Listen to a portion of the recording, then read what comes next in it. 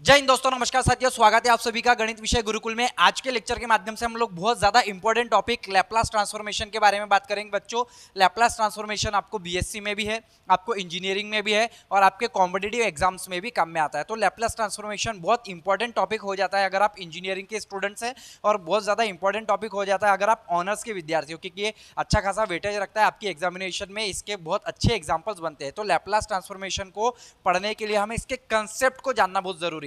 तो Laplace transformation के आज के इस पहले वीडियो में हम लोग लैप्लास ट्रांसफॉर्मेशन की डेफिनेशन के बारे में जानेंगे, इसके कोर कंसेप्ट को समझेंगे, इसके फॉर्मूलेस को समझेंगे।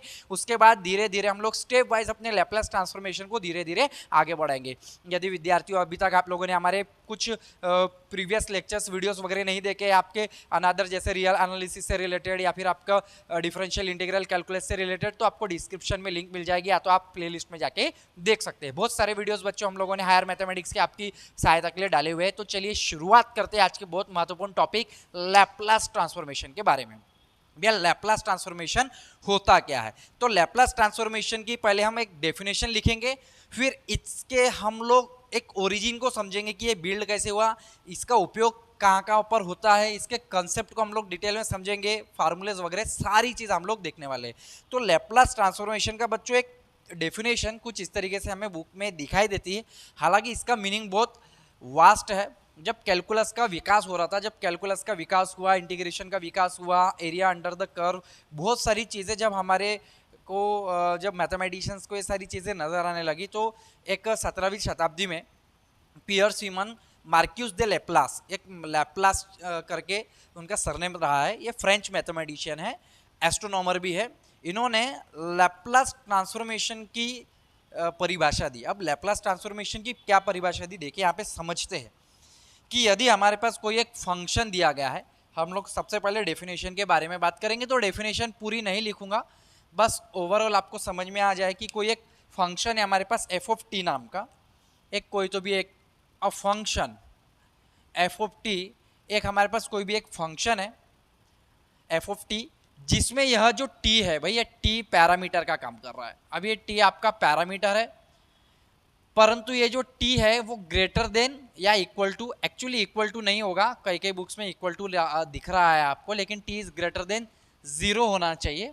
अगर टी ग्रेटर देन जीरो है तो एक डेफिनेशन लैप्लास को हम लोग फंक्शन का, अगर हम लैप्लास करेंगे किसी भी फंक्शन का, एल लगाएंगे, करली ब्रैकेट में एफ ऑफ टी लिखेंगे, Laplace of F of T, जिसे हम कैपिटल एफ ऑफ एस कहते हैं। और ये एस अपने आप में बहुत ज़्यादा इंपॉर्टेंट हो जाता है। क्यों इंपॉर्टेंट हो जाता है बच्चों? क्योंकि हमें डेफिनेशन में कहीं ना कहीं इसका जो फार्मूला है इंटीग्रेशन का, जीरो से infinity E to the power minus s, ये एस हमें देखने को मिल रहा है, s T F of t d T.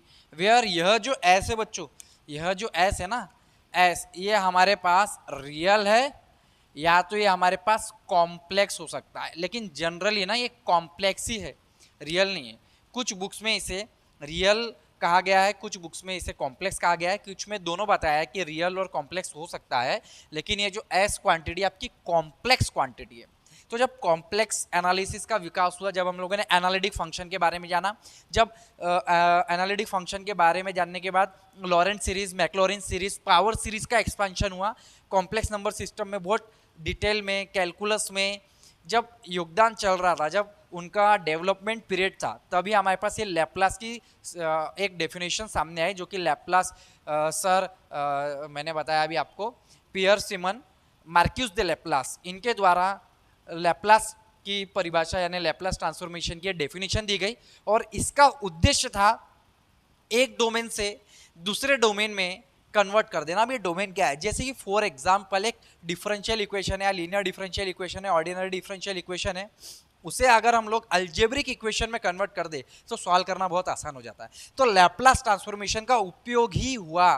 कब कब उपयोग हुआ? लैप्लास ट्रांसफॉर्मेशन का बहुत ज़्यादा उपयोग होने लगा differential equation, ordinary, linear differential equation, जिसमें इनिशियल बाउंड्री वैल्यू कंडीशंस रहती है, इनको सॉल्व करने के लिए, जटिल से जटिल फिजिक्स के, मैथमेटिक्स के जटिल प्रश्नों को सॉल्व करने के लिए लैप्लास ट्रांसफॉर्मेशन का उपयोग होने लगा। और लैप्लास ट्रांसफॉर्मेशन का उपयोग सिर्फ मैथमेटिक्स की फील्ड में नहीं हुआ, फिजिक्स की फील्ड में, इलेक्ट्रॉनिक्स की फील्ड में, इलेक्ट्रिकल इंजीनियरिंग के फील्ड में, यहाँ तक कि इंजीनियरिंग में सबसे ज़्यादा इंपॉर्टेंट चैप्टर ये है, क्योंकि इंजीनियरिंग में बहुत ज़्यादा ये डिटेल में पढ़ाया जाता है। लैप्लास ट्रांसफॉर्मेशन का उपयोग ना ही सिर्फ इलेक्ट्रिकल, मैकेनिकल, जबकि कंट्रोलिंग सिस्टम को भी समझने के लिए हुआ।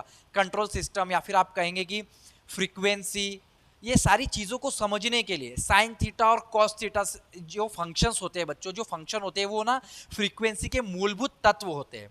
अब जितनी भी फ्रीक्वेंसी या सिग्नल्स होते हैं ना, इसे हम साइन थीटा और कॉस थीटा के माध्यम से पढ़ते हैं। साइन थीटा और कॉस थीटा के माध्यम से हम इसे तोड़ सकते हैं, बना सकते हैं। दुनिया की कोई भी सिग्नल्स को हम साइन थीटा और कॉस थीटा के फंक्शन में कन्वर्ट करते हैं, और इसी से हम लोग सिग्नल्स को, जो बड़े बड़े आप टावर देखते हैं, जब आप civil, mechanical concept, electrical concept में जब जाएंगे, इलेक्ट्रिकल इंजीनियरिंग वगैरह जो विद्यार्थी करते हैं, तो उनको ये सारी चीज़ें थोड़ा सा सर्किट वगैरह बहुत ज़्यादा डिटेल में दिया जाता है, जैसे कंट्रोलिंग सिस्टम, है ना। तो ये सारी चीज़ों को समझने के लिए आगे ट्रांसफॉर्मेशन को, तो फोरियर ट्रांसफॉर्मेशन, लैप्लास ट्रांसफॉर्मेशन का उपयोग mechanical, electrical, computing engineering systems में बहुत ज़्यादा एडवांस लेवल पे। उसके बाद जैसे हम सिग्नल्स देखते हैं, सिग्नल्स को डाटा इधर से उधर जब हम लोग ट्रांसफ़र करते हैं, तो इन सारी चीज़ों में इसका बहुत बारीक से उपयोग होता है। अगर विद्यार्थी, अगर आप समझ रहे हैं कि साइन थीटा कॉस थीटा कहाँ काम में नहीं आता है, तो साइन थीटा और कॉस थीटा हर जगह काम में आता है। ये जो मरीज लेटे हुए होते हैं ना हॉस्पिटल में, और इनकी धड़कनें चल रही होती है, तो ये जो धड़कनें, जो फ्रीक्वेंसी बताते हैं ना, ये साइन थीटा और कॉस थीटा में बताती है। तो जब वो मशीन बनी ना, तो sine theta cos theta trigonometry का उपयोग बहुत गढ़ तक किया गया। तो इस पृथ्वी में अगर कुछ भी आप देखेंगे कि संभव है, तो वो गणित की मदद से है। और कोई सब बड़ा योगदान, ऐसा कोई सब्जेक्ट है, ऐसा कोई कंसेप्ट नहीं दे सकता है जितना बड़ा योगदान, कंसेप्ट और फार्मूले, या योगदान ही कहेंगे मैथमेटिक्स का हमारी पृथ्वी में, हमारे जीवन पे, हमारी जीवन बाकी हमारी दिनचर्याओं पे पड़ता है। तो साइन थीटा कॉस थीटा के बारे में मैंने बता दिया। लैप्लास ट्रांसफॉर्मेशन के बारे में बता दिया कि लैप्लास ट्रांसफॉर्मेशन का कहाँ उपयोग होता है। किसने निकाला Laplace transformation? Pierre Simon Marquis de Laplace. ये फ्रेंच मैथमेटिशियन है। इन्होंने 17वीं शताब्दी में फ्रेंच मैथमेटिशियन ने बहुत ज़्यादा काम किए हैं। तो बहुत सारे आप देखते हैं, यूलर्स वगैरह, बहुत ऐसे साइंटिस्ट है जो भी, मैं जैसे कि मैक्सिमा मिनिमा, या फिर हमारा मीन वैल्यू थ्योरम्स, ठीक है, मध्यमान प्रमेय, तो ये हमारे इंडिया में काम हुआ। फिर बाद में ये जब आगे जाके हमारे मैथमेटिक्स के जो कॉन्सेप्ट थे, जो ज्ञान था हमारा, धीरे धीरे पूरी दुनिया में फैला और बाकी जगह रिसर्च भी होने लग गई। तो लैप्लास ट्रांसफॉर्मेशन में आपने इतना तो समझ लिया बेसिक, कहाँ से निकला, कहाँ कहाँ उपयोग हो रहा है, भाई ये उसकी डेफिनेशन है। अब इसकी डेफिनेशन, यह दो पैमाने पर खरी उतरेगी तभी ये आगे बढ़ेगी। तो कौन से दो पैमाने? इसके दो नियम हैं। इसको दो नियम के माध्यम से हमें समझना है। इसका पहला नियम कहता है कि, इसका पहला नियम, इसे हम लोग ध्यान रखेंगे। इसका पहला नियम कहता है, फर्स्ट चीज इसे कहती है कि जो भी हमारे पास फंक्शन है, वो फंक्शन एक्सपोनेंशियल ऑर्डर का होना चाहिए। एक्सपोनेंशियल ऑर्डर का मतलब क्या होता है?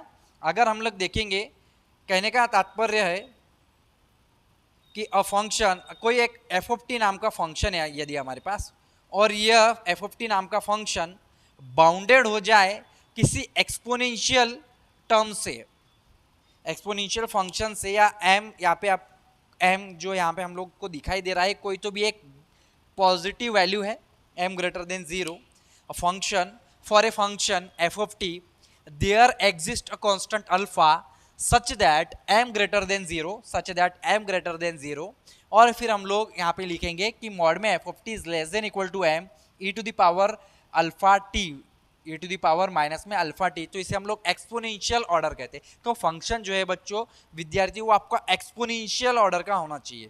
तो हम लोग यहाँ पे कहेंगे function f of T must be of exponential order, exponential order का फंक्शन होना चाहिए। दूसरी चीज कहती है कि जो फंक्शन है भाई, फंक्शन एफ ऑफ टी जो फंक्शन है हमारा, ये पीस वाइज कंटिन्यूअस होना चाहिए। अब ये पीस वाइज कंटिन्यूअस का मतलब क्या होता है? सर हमने कंटिन्यूटी देखी है, ठीक है, continuous left hand limit, right hand limit, limit का कंसेप्ट हमें पता है। कंटिन्यूटी का कंसेप्ट क्या होता है समझ लेंगे भैया। यहाँ पे अगर ये मेरे पास एक एक्स एक्सिस है, ये मेरे पास वाई एक्सिस है, ये मेरे पास 0 है। अब कोई एक इंटरवल a टू बी इस इंटरवल की मैं बात करूं a कॉमा बी, यह मेरे पास एक इंटरवल है। इस इंटरवल में यदि मेरे पास इस तरीके से एक ग्राफ दिखाई दे रहा है, इस तरीके से एक ग्राफ दिखाई दे रहा है, तो भैया ये कंटिन्यूअस ग्राफ है, कहीं पे ब्रेक नहीं है, टूटा हुआ नहीं है। लेकिन अगर मैं इसके पार्टीशन ले लूं, ए से बी के बीच में बहुत सारे इस इंटरवल के छोटे छोटे सब इंटरवल पार्टीशन लिए जा सकते हैं, टुकड़ों में इसे तोड़ा जा सकता है। ए और बी के बीच में अगर मैं इसे ले लिया T1, ये आपका T2 है, ये आपका T3 है। T1 T2, ये डायग्राम थोड़ी सी यहाँ पे छोटी हो गई, पतली बनेगी। बहरहाल ध्यान देंगे आप कि एक कर्व इस तरीके से जा रहा है, कोई कर्व इस तरीके से आ रहा है, यहाँ पे नीचे आ रहा है, ठीक है। एक कर्व फिर यहाँ पे आप लोगों को ऐसा दिखाई देगा, फिर एक कर्व यहाँ से आपको कुछ इस तरीके से दिखाई देगा। अब हम देखेंगे ए से T1 के बीच में यह जो आपका फंक्शन का जो कर्व है बच्चों, ये कंटिन्यूअस है। तो पीसवाइज कंटिन्यूअस की डेफिनेशन होती है, एक आप इंटरवल लेंगे ए बी, इस इंटरवल में सब इंटरवल्स बनाएंगे और ए से T1 के बीच में आप देखेंगे इन सब इंटरवल्स में फंक्शन कंटिन्यूअस होता है accept T1, T2, T3 point पे। जब आप यहां से इस तरीके से अगर हम किसी भी पॉइंट पे लेफ्ट हैंड लिमिट और राइट हैंड लिमिट का कंसेप्ट क्या होता है हम लोग समझेंगे। अगर ये हमारे पास पॉइंट है, इस पॉइंट पे हम लोग यहाँ से आ रहे हैं, इस तरीके से आ रहे हैं, तो हम लोग किस बाजू से आ रहे हैं, राइट बाजू से आ रहे हैं, तो हमारा राइट हैंड लिमिट होगी। हम इस बाजू से आ रहे हैं तो हमारी लेफ्ट हैंड लिमिट होगी। तो लेफ्ट हैंड लिमिट और राइट हैंड लिमिट हमारी एग्जिस्ट करनी चाहिए। तो यदि हम लोग यहाँ राइट से जा रहे हैं और यहाँ लेफ्ट से आ रहे हैं, तो left hand limit, right hand limit. जब हम यहाँ पे यहाँ से चलेंगे इस पॉइंट के तरफ, तो हमें ये एक वैल्यू मिलेगी, फंक्शन की वैल्यू। लेकिन जब हम यहाँ से चलेंगे इस पॉइंट T1 के लिए, T1 तो पूरा ये लाइन पे T1 पॉइंट है, जब हम यहाँ से चलेंगे तो यहाँ पे एक पॉइंट मिलेगा जो कि यहाँ पे आपको फंक्शन की वैल्यू देगा।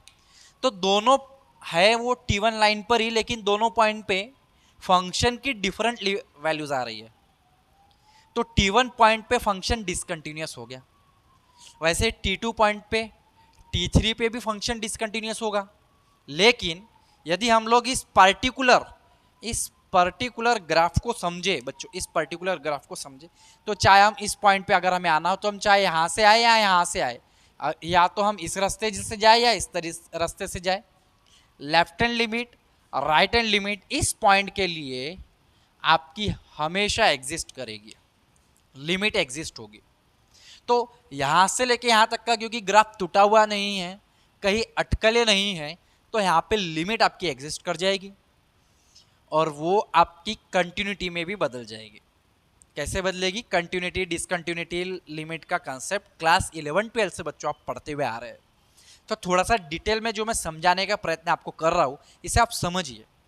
तो left hand limit, right hand limit exist कर जाएगी, लिमिट आ जाएगी, फंक्शन कंटिन्यूअस हो जाएगा। क्यों फंक्शन कंटिन्यूअस हो जाएगा? क्योंकि इस पॉइंट पे फंक्शन की वैल्यू वही मिलेगी जो आपको left hand limit, right hand limit यानी लिमिट से जो मिल रही है। अब ये कंटिन्यूअस क्या होता है एक बार समझ लेंगे। अगर मेरे पास फंक्शन है, फंक्शन की जो लिमिट है, चाहे अगर मैं लेफ्ट हैंड से जाऊं या राइट हैंड से जाऊं, तो फंक्शन की दोनों में लिमिट अगर एल आ रही है तब हम कहते हैं limit x tends to a f of x equal to L. लेकिन limit x tends to f of x के जगह आपको हमें फंक्शन की वही वैल्यू मिल जाए इस पॉइंट पे जो हमें फंक्शन की वैल्यू अगर a मिल जाए, फॉर एग्जांपल ये आपका a या a है, उदाहरण के लिए a है या a1 है, तो आपका f of a1 हो जाए। यहाँ पे a1 लिख लेंगे, कोई दिक्कत वाली बात नहीं, समझाने के लिए मैं a का उपयोग कर रहा हूँ। a यहाँ पे ले लिया था इसलिए इसे a1 दे दिया, कोई दिक्कत वाली बात नहीं। तो जब लिमिट एग्जिस्ट हो जाती है, लिमिट आ जाती है और function limit x tends to f of x equal to f of a आ जाए, तो इसे हम कंटिन्यूटी कहते हैं, कंटिन्यूअस फंक्शन। तो एक कंटिन्यूअस हो जाए लेफ्ट, तो फंक्शन कंटिन्यूअस कहाँ होगा? सब इंटरवल में। सब इंटरवल a से T1 के बीच में, T1 से T2, T2 से T3, T3 से B के बीच में।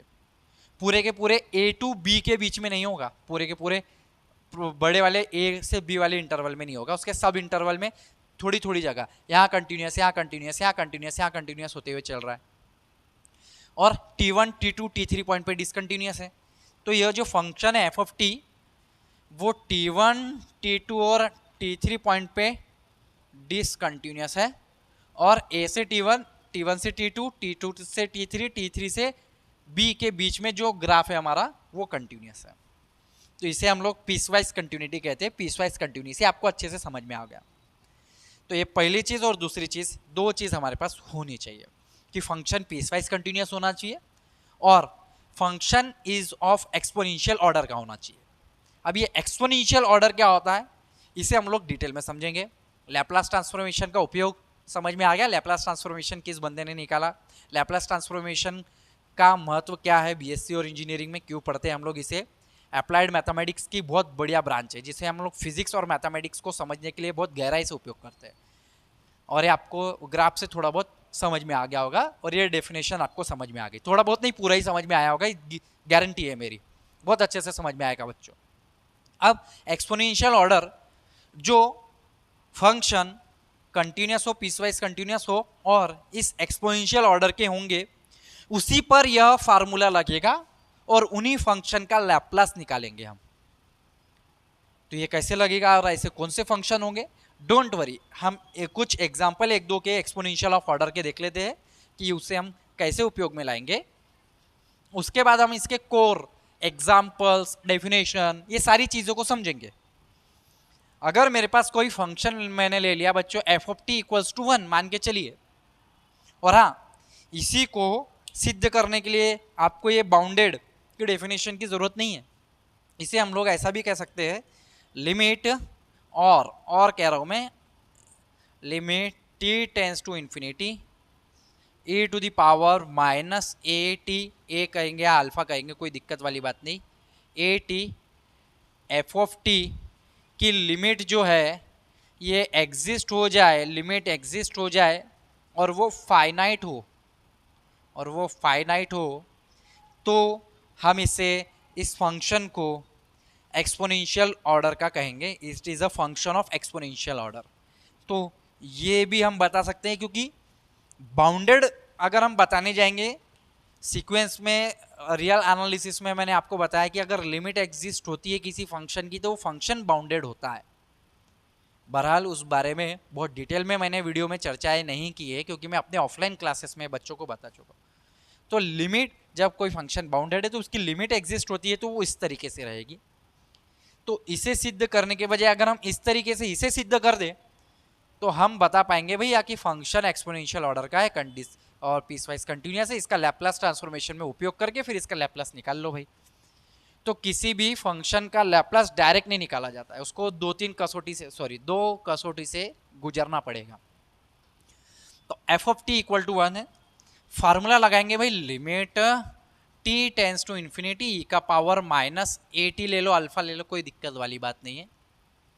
एक्सपोनेंशियल ऑर्डर अल्फा लिख सकते हैं हम लोग, एन, ऑर्डर एन, डॉट यहाँ पे एफ ऑफ टी की जगह 1 है, इज इक्वल टू 1 लेंगे, दो जगह limit T tends to infinity ई का पावर माइनस ए टी यानी A to the power A T हो जाएगा, 1 अपॉन इन्फिनिटी, टी की जगह इन्फिनिटी लगाएंगे, आंसर 0, लिमिट एग्जिस्ट हो रही है।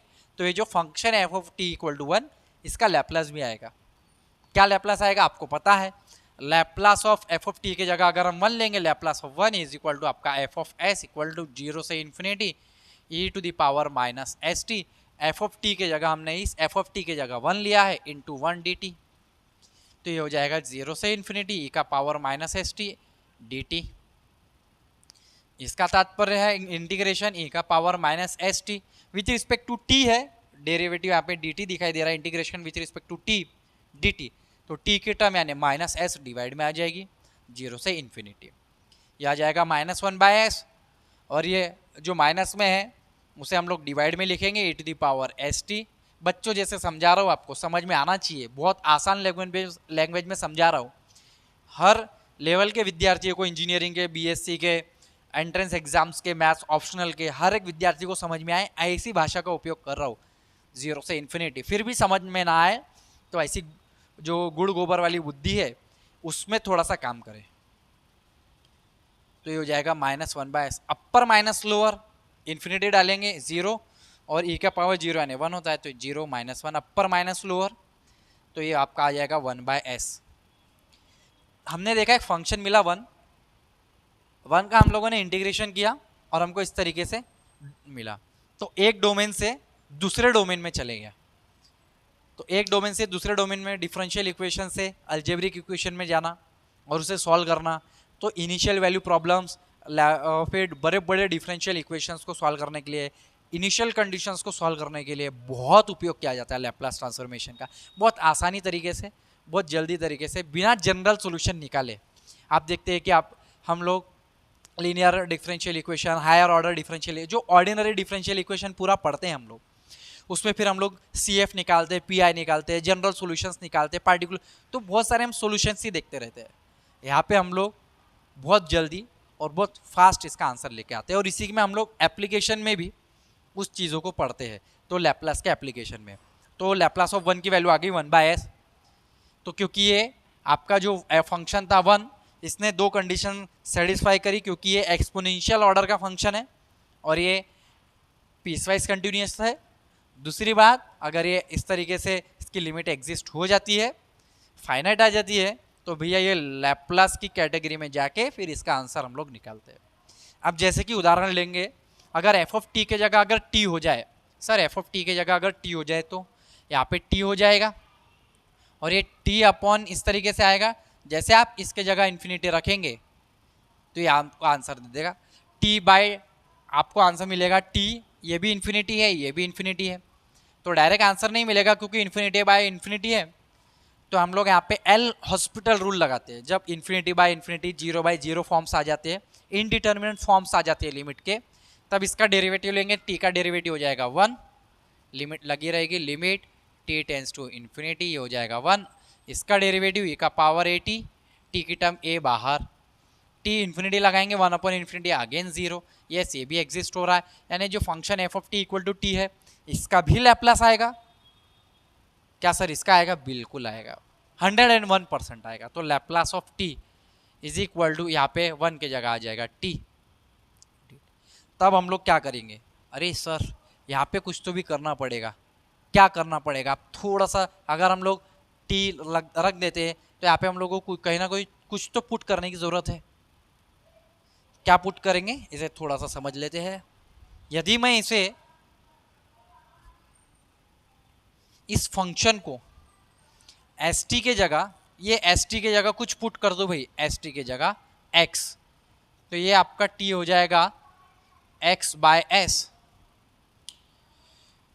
तो dt की जो वैल्यू हो जाएगी वो आपकी, x तो बाहर रहेगा आपका,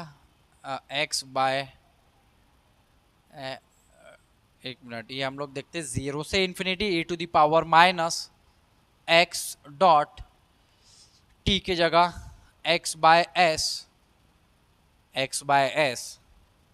t टू दी, ठीक है, t x/s इंटू में dt के जगह dx/ds,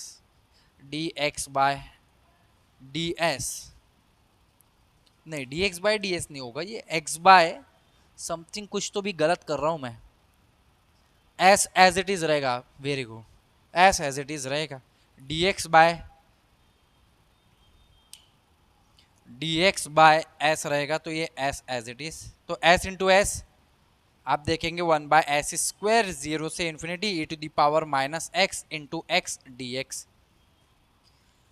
इसे सॉल्व करने का बहुत आसान तरीका है। अगर t का पावर फॉर एग्जांपल ये n होता, अगर ये t के लिए एग्जिस्ट है तो t के पावर n के लिए भी होगा, t का पावर n सामने यहाँ पे, t के पावर n इन्फिनिटी, t का पावर n है, n सामने, n t का पावर n-1, अब इन्फिनिटी लगाएंगे तब भी ये एग्जिस्ट होगा। अगर ये t का पावर n होता फॉर एग्जांपल, अगर ये t का पावर n होता तो हम लोग x/s का पावर n लेते हैं। मैं t के पावर n का फार्मूला बता देता हूँ, तो वो t का भी फार्मूला उसी तरीके से यहाँ से निकल जाएगा, e⁻⁻x, x का पावर n, s का पावर n यहाँ पे बाहर आ गया, इंटू में s ये वाला n+1, s का पावर n बाहर आया और ये s बाहर आ गया, 1/s का पावर n+1, 0 से इन्फिनिटी e का पावर -x। हमारे पास बीटा और गामा फंक्शन होता है जो कि हम लोगों ने सेकंड सेमिस्टर में पढ़े हुए होते हैं फर्स्ट ईयर में। क्या कहता है, 0 से इन्फिनिटी यदि हमारे पास e का पावर माइनस एक्स, एक्स का power n minus one D x है, तो इसे हम लोग गैमा n लिखते हैं। अगर n माइनस वन है तो गैमा n लिख रहे। अगर ये n होता, फॉर एग्जाम्पल अगर ये n माइनस वन की जगह n हो जाए, ये n हो जाए आपका n, तो यहाँ पे n प्लस वन आ जाता है। तो इसलिए हम लोग 1 अपॉन एस का पावर n प्लस वन, इसे हम गैमा n प्लस वन कहेंगे। और ये आपका फार्मूला बन गया, gamma n plus one upon s का पावर n प्लस वन।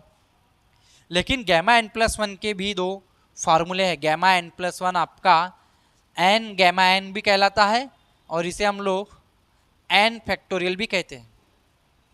तो ये n फैक्टोरियल में कब बदलेगा और ये n गैमा n कब रहेगा, जब हमारे पास नेचुरल नंबर रहेंगे 1 2 3 4 5 6, तब हम ये फैक्टोरियल का उपयोग करेंगे।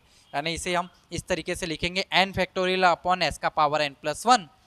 और दूसरी चीज़ हम इसे n गैमा n कहेंगे अपॉन में एस का पावर है, जब ये हमारे पास रैशनल नंबर 1/2 3/2 5/2 7/2 इस तरीके से बाई टू वाले नंबर्स अगर हमें दिखाई दे, या आप ऐसा कह सकते हैं 2 4 6 ऐसे नंबर अगर आपको पावर या दिखाई दे रहा है, तो कहीं ना कहीं हम लोग फैक्टोरियल का उपयोग करेंगे। लेकिन कहीं पे आपको आधा आधा नंबर दिखाई दे, 1/2 3/2 5/2 7/2, देखिए मैं आपको बहुत बेसिक लेवल पे समझाना चाहता हूँ कि आपको एग्जाम्पल्स को कैसे डील करना है। फिर आप बोलेंगे सर नहीं, इसका और डिटेल में मीनिंग समझाइए। तो इतना तो डिटेल में समझा ही दिया है आपको, और डिटेल में समझना है तो भाई खुद से पढ़ लो, बुक ओपन करो, खुद का भी दिमाग लगाओ, है ना। तो n गैमा n और n फैक्टोरियल कब उपयोग करना है ये हम लोग एग्जाम्पल्स में देखेंगे। तो t का पावर n का फॉर्मूला होता है n फैक्टोरियल अपॉन s का पावर n प्लस वन। और भी बहुत सारे यहाँ पे फंक्शंस है, तो t का पावर n का फॉर्मूला आ गया n फैक्टोरियल s का power n plus one, e to the power at sine bt, बहुत सारे फंक्शन है। तो क्या ये एक्सपोनेंशियल ऑर्डर के हैं? बिल्कुल है।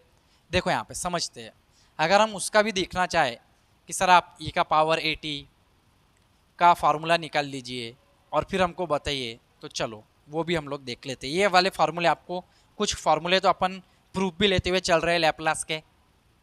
पहला बेसिक लेक्चर है और इसमें डेफिनेशन से लेके सारी चीज़ें आपके बेसिक कंसेप्ट क्लियर हो रहे हैं।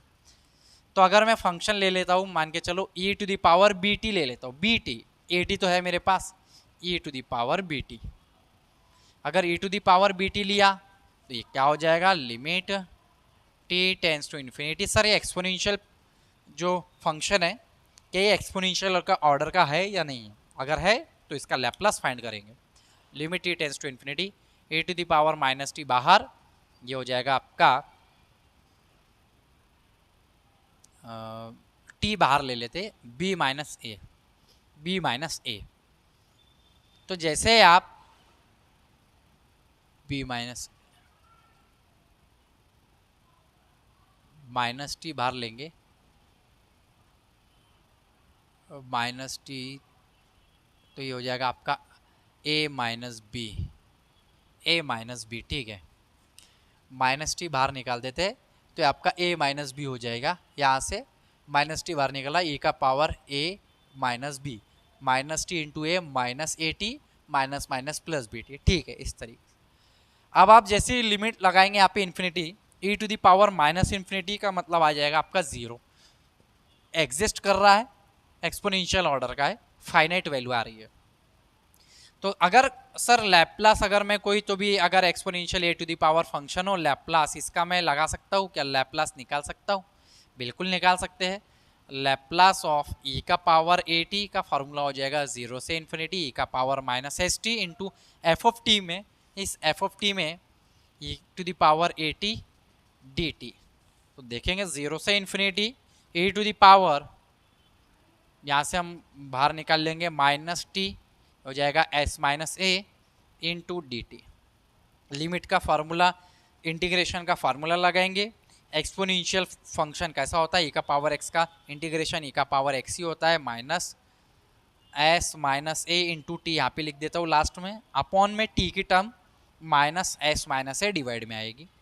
लिमिट जो है 0 से इन्फिनिटी वो लग जाएगी, अपर माइनस लोअर कर देंगे, इसको बाहर ले लेंगे, अपर माइनस लोअर यानी e to the power minus infinity 0 minus में आप पे आ जाएगा 1 अपर माइनस लोअर, जब 0 आप अप्लाई करेंगे t की जगह किसी का भी पावर 0 1 हो जाता है, minus minus plus 1 upon s minus a।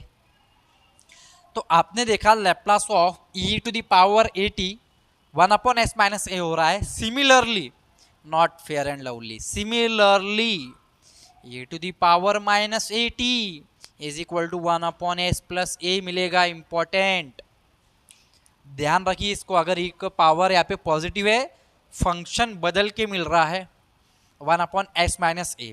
यहाँ पे क्या हो जाएगा, limit e to the power minus at, क्या वैल्यू मिलेगी 1 अपॉन में s plus a, 1 upon s plus a। तो हम लोगों ने 1 का देख लिया, t का पावर n देख लिया, e to the power at देख लिया। इसी तरीके से हम लोग साइन, कॉस और हाइपरबोलिक फंक्शन के भी हम यहाँ पे फार्मूले देख लेते हैं। तो यदि आप इसे लिख रहे हैं, समझ रहे हैं, स्क्रीनशॉट ले सकते हैं, लिख सकते हैं, बहुत सारी चीज़ें कर सकते हैं आप, कोई दिक्कत वाली बात नहीं है। खुद से जो करना है करो वीडियो देखते हुए। हाँ, इसे मैं मिटा देता हूँ, फार्मूले हम लोग एक साथ लिख लेते हैं। बचे हुए फार्मूले का भी हम लोग लैप्लास ट्रांसफॉर्मेशन का ये फार्मूला लगा के प्रूफ देख लेंगे, तो आपको बहुत क्लियर हो जाएगा। तो आज के लेक्चर में हम लोग लैप्लास ट्रांसफॉर्मेशन की डेफिनेशन और फार्मूले तक रहेंगे, बाकी का हम लोग धीरे धीरे हर एक लेक्चर में कवर करेंगे। बहुत इंपॉर्टेंट फार्मूले अभी बाकी है आने, जो कि आपके एग्जाम्स में आते हैं। तो मैं ये मिटा रहा हूँ, फार्मूले लिखता हूँ और बचे हुए फार्मूले का यहाँ पे प्रूफ भी देखेंगे बच्चों। हाँ तो स्टूडेंट, हम लोगों ने अभी लैप्लास ऑफ 1 का फार्मूला 1/s होता है। क्या फार्मूला होता है ध्यान भी रखना है आपको। लैप्लास ऑफ 1/s, ये अभी हमने देख लिया। Laplace of exponential e to the power at function का 1 अपॉन s माइनस a होता है। ध्यान रखेंगे, लर्न करते चलो फटाफट। Laplace of 1 is 1/s, Laplace of 1 is 1/s, रटना है। अगर एग्जामिनेशन को बहुत अच्छे लेवल पे निकालना है, कंसेप्ट तो समझ में आ गया, अब रटो। Laplace e to the power at 1 upon s minus है, Laplace of e to the power minus at 1 upon s plus a। t to the power n का लैप्लास हो जाएगा n फैक्टोरियल अपॉन s का power n plus 1, और n gamma n कब लेंगे, जब 1/2 3/2 gamma में अगर वैल्यू 5/2 7/2 इस तरीके से फंस जाएगी तब लेंगे। साइन at का Laplace a upon s square plus a square, इसका प्रूफ और इसका प्रूफ, चारों का प्रूफ अभी देखते हैं। बाकी तो प्रूफ हम लोगों ने अभी देख ही लिए। हमें पता है कि भैया यूलर एक फार्मूला होता है, यूलर्स का फार्मूला, ठीक है। ये सारे यूलर, लैप्लास, इन इक्वेशंस जो लैप्लास, यूलर, इन लोगों ने ना मैथमेटिक्स में इतना, ट्रिग्नोमेट्री में इतना योगदान दिया है, ना कि सिर्फ मैथमेटिक्स में, जबकि एस्ट्रोनॉमी सब्जेक्ट में, फिजिक्स में, इनके बिना तो आप समझ लीजिए फिजिक्स और मैथमेटिक्स अधूरा है। बहुत इनके कंसेप्ट है, बहुत फार्मूले भाई इन लोगों के, बहुत उखाड़ा इन लोगों ने अपने जीवन में, बहुत। और आज नहीं, इन्होंने 200-250 साल पहले, साला 17वीं शताब्दी में लिख के गए। और आज के लौंडे ढंग से पढ़ाई भी नहीं कर सकते।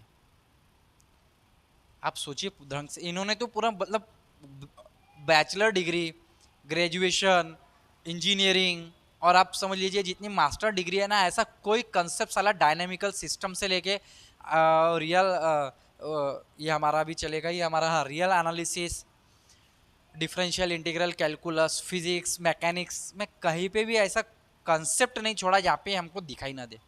बहुत बड़े लोग हैं भाई, बहुत उखाड़ के गए हैं। अब साइन हमें पता है, यूलर्स का formula, Euler's quantity, Euler's formula या यूलर्स आइडेंटिटी कहेंगे। ये बहुत e to the power i theta complex number system, complex number का ये फार्मूला है, हम लोगों ने लिया है। यहाँ पे e to the power i theta होता है हमारे पास cos theta plus i sine theta, और e to the power minus i theta होता है cos theta minus i sine theta. इन दोनों को प्लस करेंगे हम तो हमें क्या मिलता है भाई, cos मिलता है। तो cos थीटा की वैल्यू मिलती है e का power i theta plus e का power minus i theta bye 2। Minus करने पे साइन थीटा की वैल्यू मिलती है e का power i theta minus e to the power minus i theta by 2i। Check out करेंगे, दोनों को प्लस करेंगे, माइनस करेंगे, आपको ये मिलेगा। हर एक चीज़ मैं नहीं करूँगा, खुद से भी अपन को करना है। अपन ग्रेजुएशन सेकंड ईयर के स्टूडेंट है, इंजीनियरिंग के स्टूडेंट है, फिर भी बहुत सारे बच्चों को देखा हो ना मैं, ना उनको फार्मूले आ रहे हैं, ना डेरिवेटिव आता है। इंजीनियरिंग में है, ग्रेजुएशन में है, कुछ भी नहीं आता उनको, डेरिवेटिव इंटीग्रेशन के फार्मूले नहीं आते। तो भैया भटके कैसे यहाँ पे, आता ना जाता। जय भारत माता। कॉस थीटा अब साइन 80 का हम लोग यहाँ पे निकालेंगे, तो लैप्लास ऑफ मुझे साइन 80 का निकालना है। तो इससे मैं साइन 80 थीटा की जगह 80 का उपयोग करेंगे जहाँ जहाँ थीटा है। तो जहाँ ये हो जाएगा e to the power 80i minus e to the power minus 80i upon में 2i को बाहर निकाल लेंगे, 1/2i लैप्लास e का पावर थीटा की जगह ना हम लोग साइन थीटा की जगह 80 का उपयोग कर रहे हैं, ठीक है। 80i या AIT लिख देते, AIT माइनस लैप्लास e का पावर a माइनस AIT। तो ये 1/2i हो जाएगा। लैप्लास ऑफ हमें पता है e to the power AT, t की टर्म में a, तो हमें मिला 1/s माइनस a। टी को छोड़ के a दिख रहा है हमें, टी को छोड़ के पकड़ेंगे a, तो हमने लिखा 1/s माइनस a। तो t को छोड़ के तो यहाँ पे लिखेंगे s minus 1/s minus AI minus 1 में t को, जैसे यहाँ पे माइनस a है तो यहाँ पे हो गया s प्लस a, t को छोड़ के तो ये क्या हो जाएगा s plus IA। Cross multiply करेंगे भाई 1/2i s plus IA minus s minus IA divided by s minus IA s plus IA। आप देखेंगे 1/2i plus s minus s cancel i 2ai upon में एक बार माइनस में एक बार plus में, यानी a square minus b square का formula लगेगा। तो ये हो जाएगा आपका a square minus b square. तो यहाँ पे 2i कैंसल, ये बचेगा a upon s square, i square is -1। i की वैल्यू क्या होती है आपको पता है, फिर भी बता देता हूँ, क्योंकि कुछ प्राणी ऐसे बैठे हुए होते हैं क्लासेस में, या ऐसे प्राणी भी वीडियो देख रहे होते हैं कि वो सच में प्राणी होते हैं, क्योंकि मनुष्यों द्वारा निकाली गई कुछ चीज़ें, अनुसंधान किए गई चीज़ों का उन्हें ज्ञान नहीं होता। तो ऐसे प्राणियों को ये समझना जरूरी है कि ये कैसे आ रहा है। S square plus A square हो जाएगा, क्योंकि I square is minus minus minus plus A upon S square plus A square, ये फार्मूला आ गया। इसी प्रकार जैसे हमने लैप्लास साइन 80 निकाला, क्या हम कॉस 80 निकाल सकते हैं? बिल्कुल निकाल सकते हैं सर, क्या दिक्कत है इसमें। Laplace of e to the power याद रखेंगे AIT plus e to the power minus AIT by 2 कर देंगे। 1/2 तो बाहर ही रहेगा हमारा। Laplace e to the power AIT माइ plus Laplace e to the power minus AIT, तो ये हो जाएगा 1/2 e to the power AT की टर्म, यानी s minus AI minus s plus AI। ये दोनों फार्मूले हम लोग उपयोग कर रहे हैं यहाँ पे बंधु, बार बार बता रहा हूँ, अच्छे से समझेंगे। s प्लस AI माइनस में s minus IA, cross multiply कहते हैं इसे। s minus AI s plus AI 1/2 s cancel, s plus AI minus, कुछ गलत हुआ है।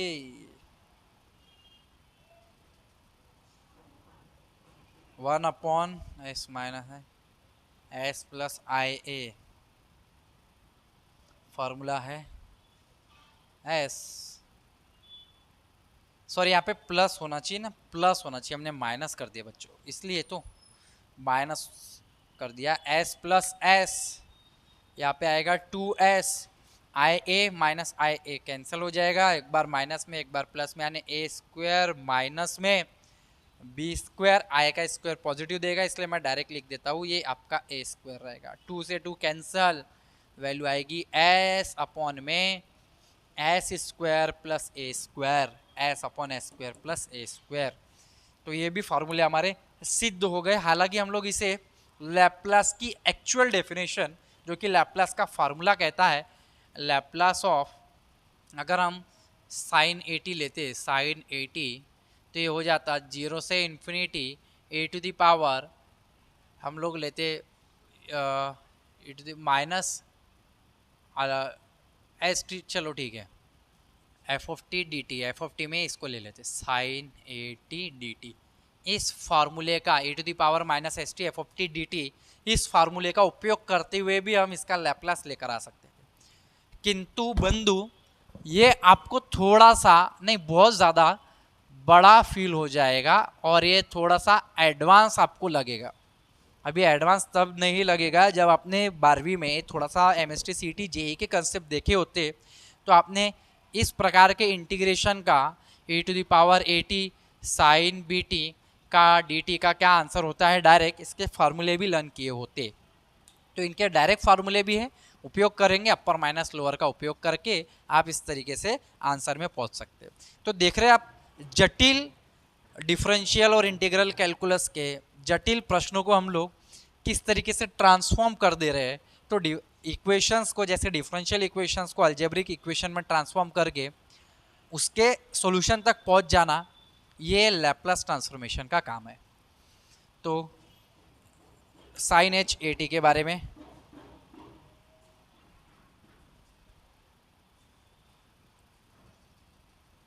Hyperbolic function